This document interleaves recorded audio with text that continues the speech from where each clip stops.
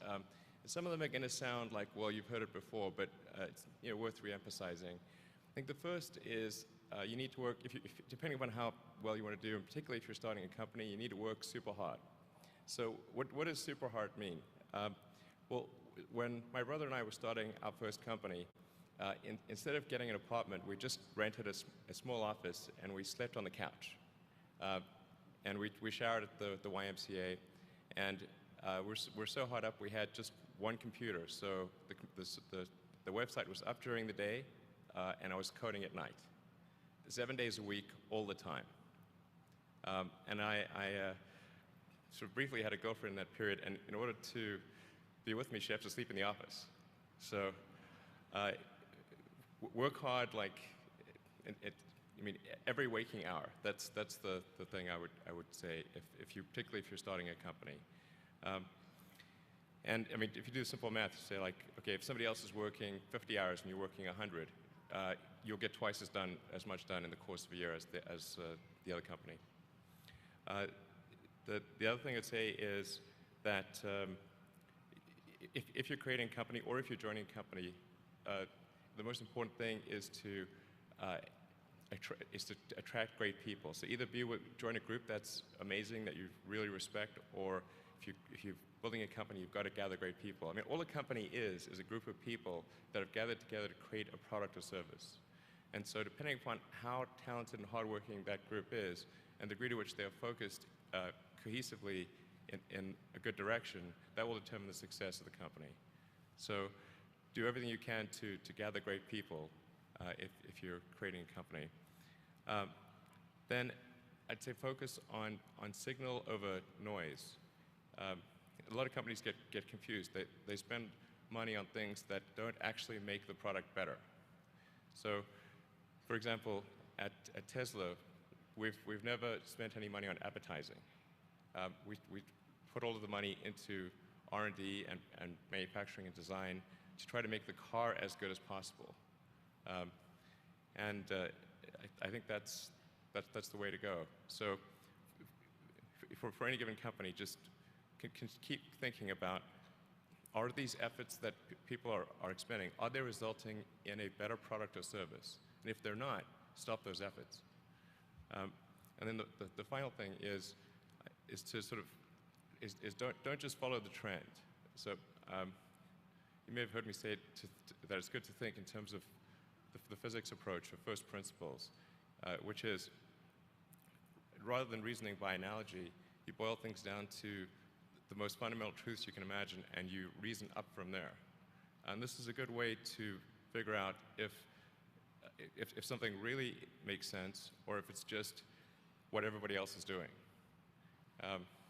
It's hard to think that way. You can't think that way about everything. It takes a lot of effort. But if you're trying to do something new, it's the best way to think. And that framework was developed by physicists to figure out counterintuitive things like quantum mechanics. So it's really a powerful method. Anyway, so that's, and then I think that the final thing I would encourage you to do is, now is the time to take risk. You don't have, you don't have kids.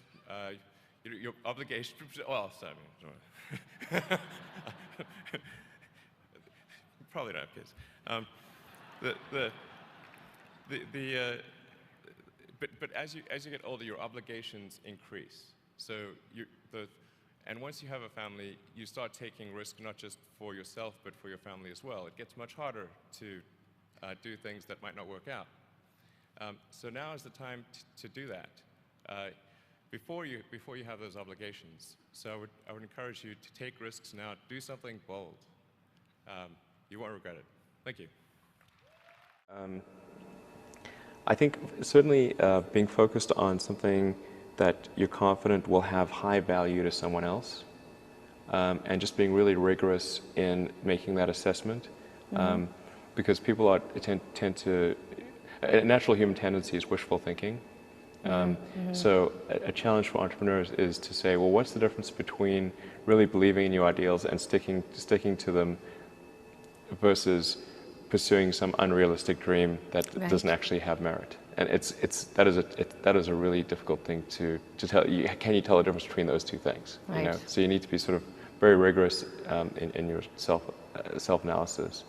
I think certainly extremely tenacious, and then just work like hell. I mean, you just have to put in, 80 to 100-hour weeks every week. Gosh, And that's then a lot of work. all those things improve the odds of success. Okay. I mean, if other people are putting in 40-hour work weeks and you're putting in 100-hour work weeks, then even if you're doing the same thing, you know that in 1 year you will achieve what they achieve. You will achieve in 4 months what it takes them a year to achieve. Okay. And then I think it's also important to reason from first principles rather than by analogy. So the normal way that we conduct our lives is we reason by analogy. We're doing this because it's like something else that was done, or it's like what other people are doing. Me Too type ideas.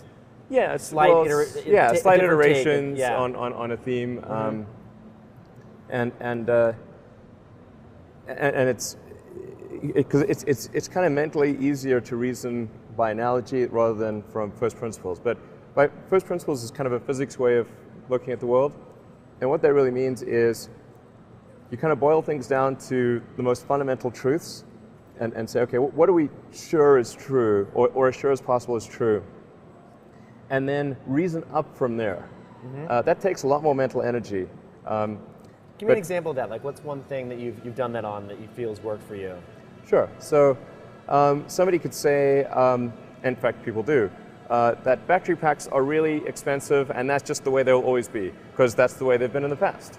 You're like, well, no, that's pretty dumb, because if you applied that reasoning to anything new, then you wouldn't be able to ever get to that new thing. Right.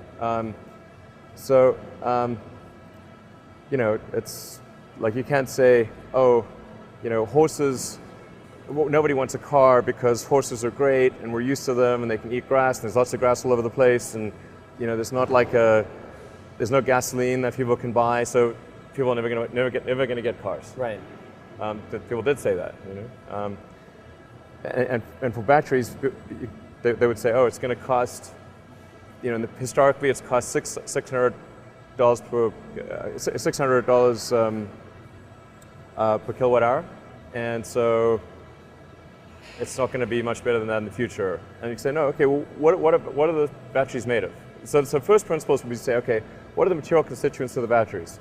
What is the spot market value of the material constituents? So you can say, okay, it's got cobalt, nickel, aluminum, carbon, and some polymers for separation, and a steel can. So break that down on a material basis and say, okay, what if we bought that in the London Metal Exchange, what would each of those things cost? Like, oh, geez, it's like $80 per kilowatt hour. So clearly, you just need to think of clever ways to take those materials and combine them into the shape of a battery cell, and you can have batteries that are much, much cheaper than anyone realizes. First of all, I'd say starting a business is not for everyone. So generally, starting a business, I'd say number one is have a high pain threshold. That's it. There's a friend of mine who's got a good saying, which is that starting a company is like eating glass and staring into the abyss. Okay, that's generally what happens, because when you first start a company, there's lots of optimism and things are great, and then so happiness at first is high. Then you encounter all sorts of issues, and happiness will steadily decline, and then you'll go through a whole world of hurt. And then eventually, if you succeed, and in most cases you will not succeed, and Tesla almost didn't succeed, came very close to failure. Then if you succeed, then after a long time, you will finally get back to happiness. I think too is you've got to make sure that whatever you're doing is a great product or service. It has to be really great. And I go back to what I was saying earlier, where if you're a new company, I mean, unless it's like some new industry or new market that if it's an untapped market, or then you have more ability to, the standard is lower for your product or service. But if you're entering anything where there's an existing marketplace against large entrenched competitors, then your product or service needs to be much better than theirs. It can't be a little bit better, because then you put yourself in the shoes of the consumer, and they say, why would you buy it as a consumer? You're always going to buy the trusted brand unless there's a big difference. So a lot of times, entrepreneur will come up with something which is only slightly better. And it can't just be slightly better. It's got to be a lot better. Number 3, I'd say, is constantly seek criticism. A well thought out critique of whatever you're doing is as valuable as gold.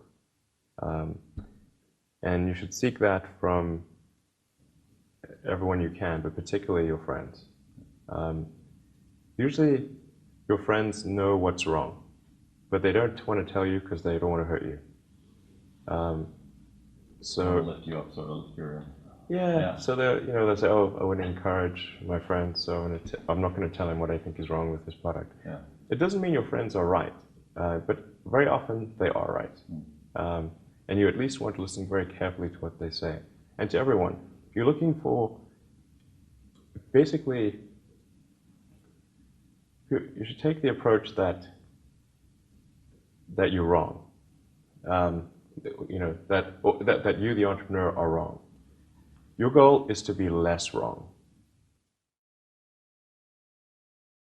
I think successful entrepreneurs probably come in all sizes, shapes, and flavors. I'm not sure there's any one particular thing.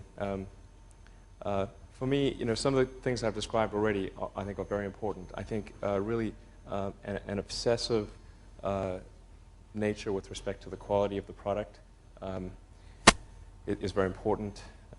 So being obsessive compulsive is a good thing in this context. Really liking what you do, whatever area that you get into. Given that even if you're the best, there's always a chance of failure. So I think it's important that you really like whatever you're doing. If you don't like it, life is too short. I'd say and also if you like what you're doing, you think about it even when you're not working. I mean, it's something that your mind is drawn to. And if you don't like it, you just really can't make it work, I think.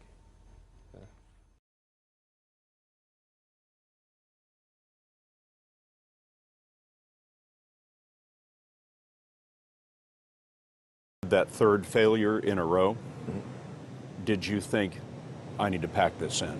Never. Why not? I don't ever give up. I mean, I'd have to be dead or completely incapacitated. 8 weeks later, Musk bet the company on another flight. We have liftoff. And this time around, everything worked. Perfect.